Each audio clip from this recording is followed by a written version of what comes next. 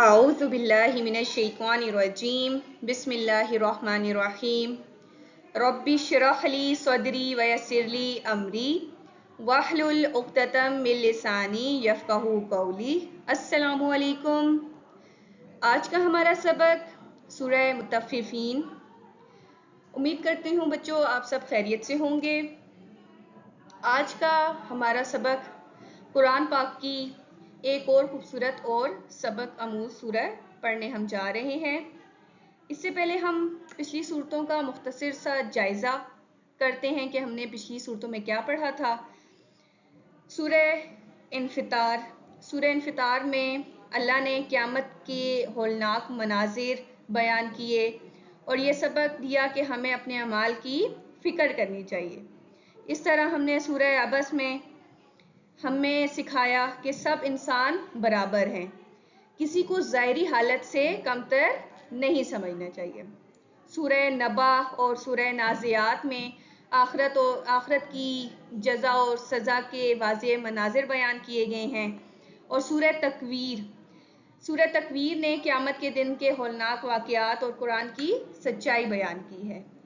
ان تمام صورتوں کا مقصد ہمیں آخرت کی یاد دہانی اور نیکی و سچائی پر قائم رہنے کی تلقین کرنا تھا۔ آج کا سبق ہمارا ہے سورہ مطففین۔ اس کا ہم آج تعارف، اس کی وجہ تسمیہ، اس کا مرکزی مضمون، مقصد نزول، اہم علمی نکات انشاءاللہ آج ہم یہ پڑھیں گے۔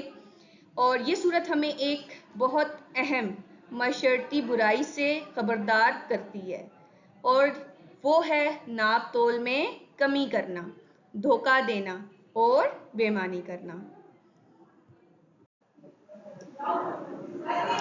اچھا بچوں، آج ہم سب سے پہلے سورہ مطففین کی وجہ تسمیہ پڑھیں گے۔ بچوں، آپ کو یاد ہے کہ میں نے اپنے پچھلے سبق میں آپ کو وجہ تسمیہ کا مطلب بتایا تھا کہ وجہ تسمیہ کیا ہے؟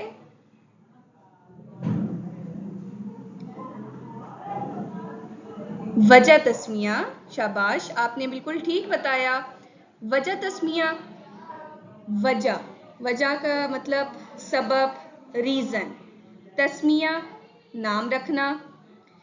تو وجہ تسمیہ کا مطلب ہے کسی چیز کا یہ نام کیوں رکھا گیا۔ مثال کے طور پر جب ہم کہتے ہیں کہ سورہ مطففین کی وجہ تسمیہ، تو اس کا مطلب ہے اس سورت کا نام مطففین کیوں رکھا گیا، اس نام کے رکھنے کی وجہ کیا ہے۔ تو وجہ تسمیہ کا مطلب آپ کو سمجھ آ گیا۔ اب ہم آگے پڑھتے ہیں اپنا سبق۔ مطففین عربی زبان کا لفظ ہے جس کا مطلب ہے ناپ تول میں کمی کرنے والے۔ اس سورت کی آیت میں مطففین کا لفظ آیا ہے پہلی آیت میں، اس لیے اس کا نام سورہ مطففین ہے، یعنی مطففین ناپ تول میں کمی کرنے والے۔ اس سورت کے آغاز میں ہی اللہ تعالیٰ نے ان لوگوں کی سخت مذمت فرمائی ہے جو ناپ تول میں کمی کرتے ہیں۔ یہ لوگ جب دوسروں سے کچھ لیتے ہیں تو پورا لیتے ہیں، لیکن جب خود دیتے ہیں تو کم دیتے ہیں، یعنی دھوکہ دیتے ہیں، دھوکہ کرتے ہیں۔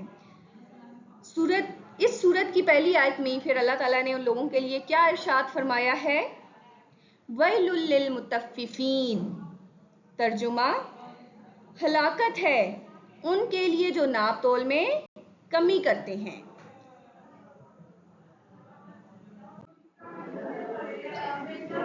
مرکزی مضمون۔ اس سورت کا مرکزی مضمون آخرت کا انکار کرنے والوں کی اہم خرابی کا بیان ہے۔ آخرت کا انکار کرنے والوں کی اہم خرابی ناپ تول میں کمی کرنا ہے۔ ناپ تول میں کمی کرنے سے مراد کیسے ناپ تول میں کمی کی جاتی ہے؟ مثال کے طور پر میں آپ کو سمجھاتی ہوں کہ ایک دکاندار آپ کو 1 کلو چینی دینے کا وعدہ کرتا ہے اور وہ آپ کو تول کر 900 گرام دیتا ہے، تو اس نے کیا کیا؟ تول میں کمی کی۔ تو کیا آپ کو لگتا ہے یہ چیز درست ہے؟ بالکل، یہ دھوکہ ہے، یہ درست نہیں ہے۔ تو ان کے لیے ہی اللہ تعالیٰ نے کیا ارشاد فرمایا ہے کہ جو ناپ تول میں کمی کرتے ہیں، اس صورت میں اس کی پہلی آیت میں وَيْلٌ لِّلْمُطَفِّفِينَ، آخرت کا انکار کرنے والوں کی اہم خرابی ناپ تول میں کمی کرنا ہے۔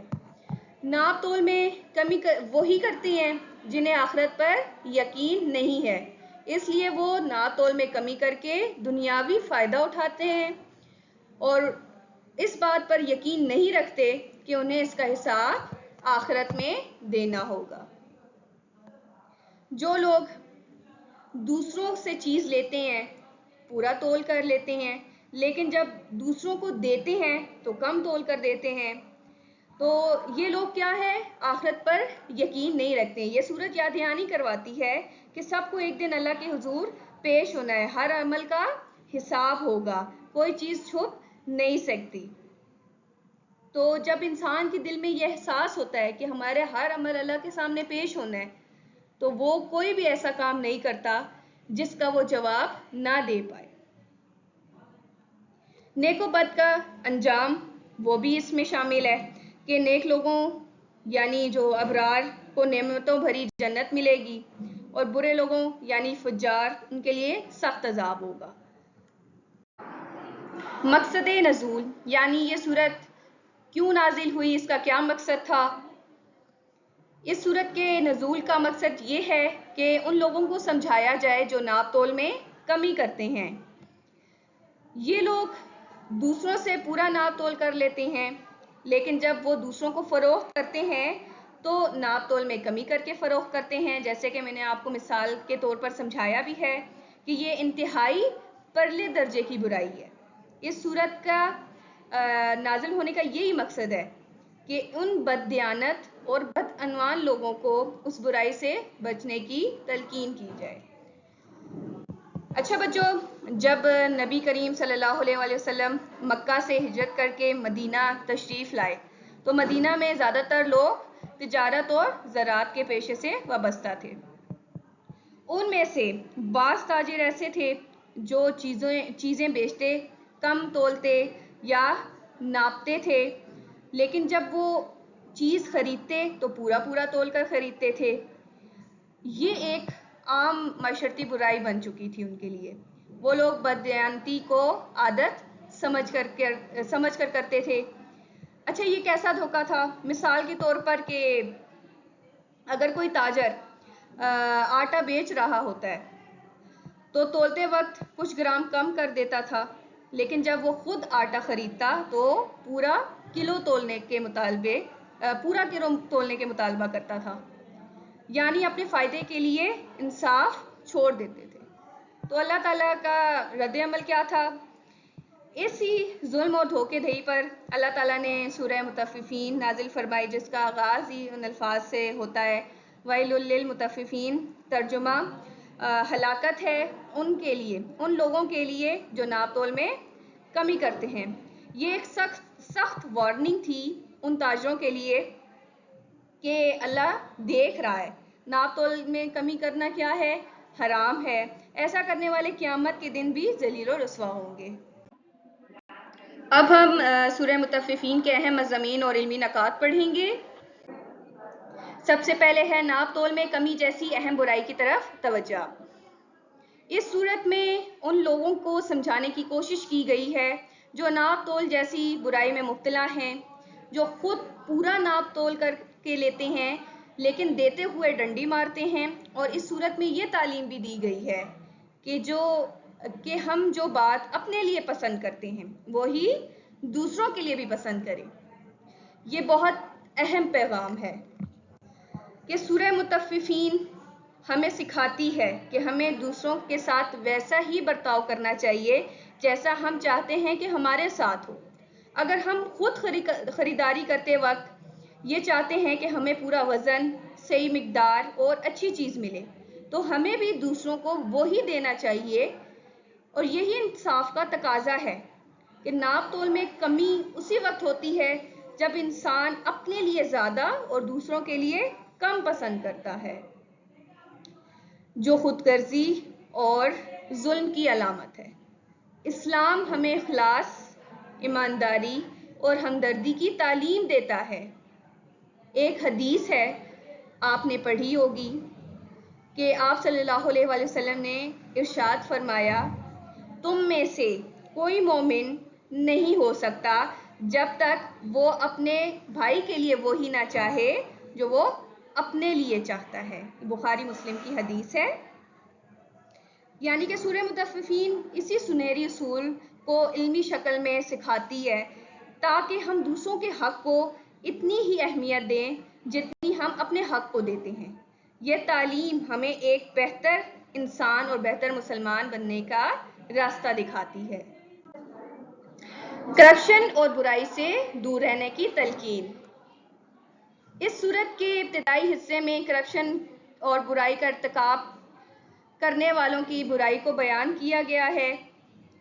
کرپشن ایک ناسور ہے جو معاشرے کو کھوکھلا کرتا ہے۔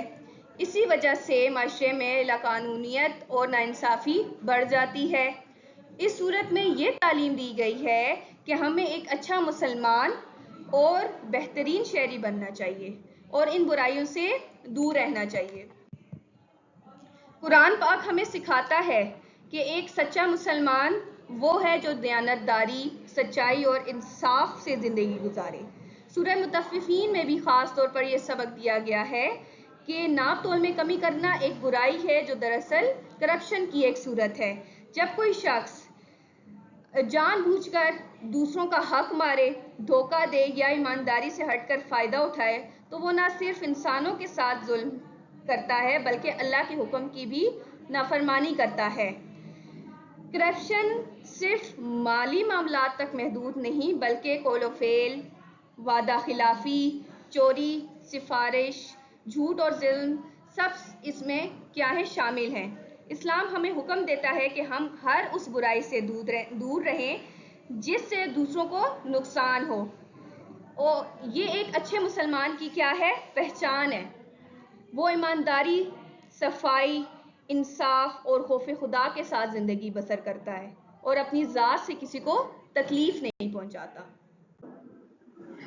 آخرت سے غفلت سے اجتناب۔ ناپ تول میں کمی اور بددیانتی اور کرپشن کا ارتکاب وہی لوگ کرتے ہیں جو آخرت پر یقین نہیں رکھتے۔ وہ گناہ کرتے ہیں، حد سے بڑھتے ہیں، قرآن کو نہیں مانتے اور قرآن کو پچھلے لوگوں کی کہانیاں قرار دیتے ہیں۔ یہ سب برائیاں آخرت پر ایمان نہ رکھنے کا نتیجہ ہیں۔ سورہ مطففین ہمیں یاد دلاتی ہے کہ انسان کو نہ صرف دنیا کی زندگی میں مگن رہنا چاہیے بلکہ آخرت کی بھی فکر ہر وقت اس کے دل میں رہنی چاہیے۔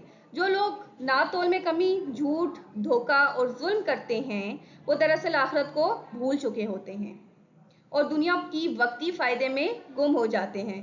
قرآن ہمیں خبردار کرتا ہے کہ غفلت ایک خطرناک بیماری ہے جو انسان کو نیکی سے دور کر کے گناہ کے راستے پر لگا دیتی ہے۔ آخرت کی یاد دل میں ہو تو انسان خود بخود برے کاموں سے بچ جاتا ہے اور ہر عمل میں اللہ کی رضا تلاش کرتا ہے۔ ایک مومن کا طریقہ یہی ہے کہ وہ ہر وقت سوچے کہ ایک دن اللہ کے سامنے پیش ہونا ہے اور ہر عمل کا حساب دینا ہے۔ اسی سوچ سے انسان کی زندگی پاکیزہ، دیانتدار اور با اخلاق بنتی ہے۔ دلوں پر زنگ اور اس کا علاج۔ سورہ مطففین کو پڑھنے کے بعد آپ کو کیا لگتا ہے کہ کن لوگوں کے دلوں پر زنگ لگ جاتا ہے؟ آخرت سے انکار، قرآن پر ایمان نہ لانے اور کرپشن و بددیانتی کا ارتکاب کرنے والوں کے دلوں پر زنگ لگ جاتا ہے۔ ان کو کوئی اچھی اور نیکی کی بات سمجھ نہیں آتی اور نہ ہی ان پر کوئی نصیحت اثر کرتی ہے۔ اس لیے ان کا علاج کیا ہے؟ ان کا علاج یہ ہے کہ انہیں جہنم میں ڈالا جائے گا۔ ان کا ٹھکانہ آخرت میں سجین ہوگا جس کے معنی قید خانے کے ہیں۔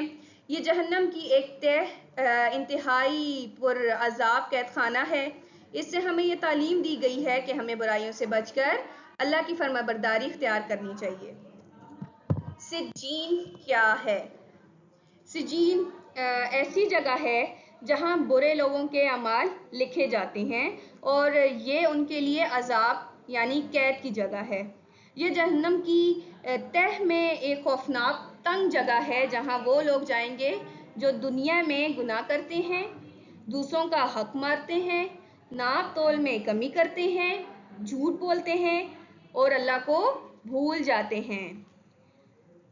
قرآن پاک کی آیت ہے کلا ان کتاب الفجار لفی سجین، ترجمہ ہرگز نہیں، یقیناً بدکاروں کا نامہ اعمال سجین میں ہوگا۔ یہ سورہ مطففین کی آیت نمبر 7 میں ہے کہ سجین ایک ایسی خطرناک جگہ ہے جہاں اللہ تعالیٰ ان لوگوں کو ڈالے گا جنہوں نے دنیا میں برے کام کیے، توبہ نہ کی۔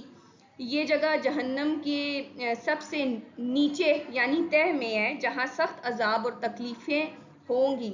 یہ ہمیں خبردار کرتے ہیں کہ ہمیں گناہوں سے بچنا چاہیے، ہمیں سچائی، دیانت اور نیکی کے راستے پر چلنا چاہیے تاکہ ہم اچھے لوگوں میں ہوں، نیککاروں میں ہوں، ابرار لوگوں میں شامل ہو جن کے لیے اللہ تعالیٰ نے جنت تیار کی ہے۔ نیک لوگوں کے لیے جنت کا انعام۔ اس صورت میں نیک اور آخرت پر ایمان لانے والوں کے لیے جنت کے انعام کا وعدہ کیا گیا ہے۔ وہ لوگ جو ناپ تول میں ہیرا پھیری نہیں کرتے، کرپشن اور بدعنوانی میں ملوث نہیں ہوتے، ان کے لیے ایلین کا وعدہ کیا گیا ہے۔ ایلین کے معنی بالا خانہ کے ہیں، یعنی انہیں بالا خانوں میں رکھا جائے گا جو آرام دہ اور نعمتوں سے پر جگہ ہے۔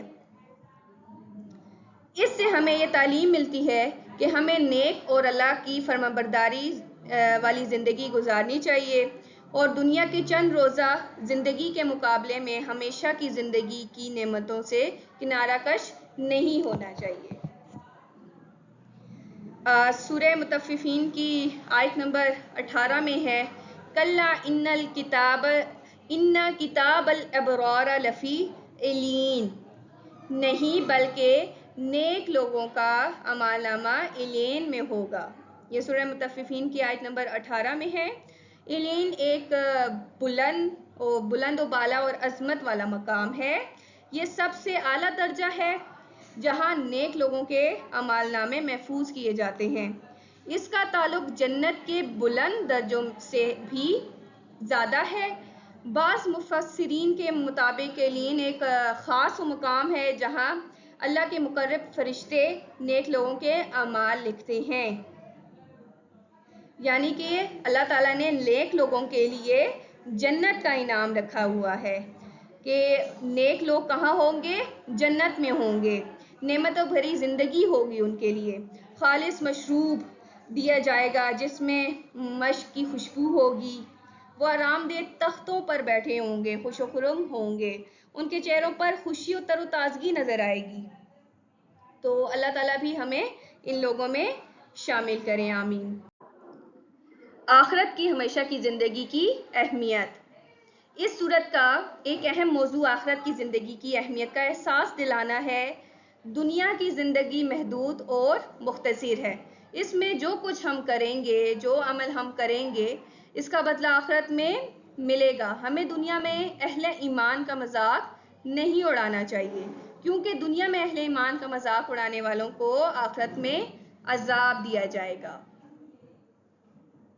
دنیا کی مختصر زندگی کے عارضی فائدے کے لیے ہمیں آخرت کی لمبی زندگی کا نقصان نہیں کرنا چاہیے۔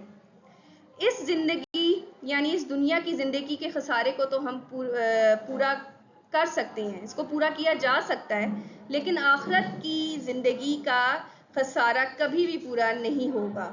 اس لیے ہماری توجہ آخرت کی زندگی کی کامیابی پر ہونی چاہیے۔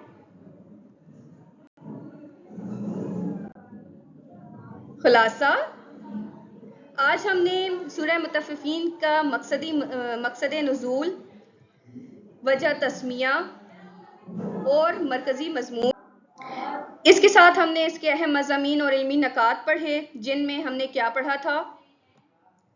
سب سے پہلے ناپ تول میں کمی جیسی اہم برائی کی طرف توجہ، کرپشن اور برائی سے دور رہنے کی تلقین، آخرت سے غفلت سے اجتناب، دلوں پر زنگ اور اس کا علاج، نیک لوگوں کے لیے جنت کا انعام، آخرت کی ہمیشہ کی زندگی کے بارے میں پڑھا تھا۔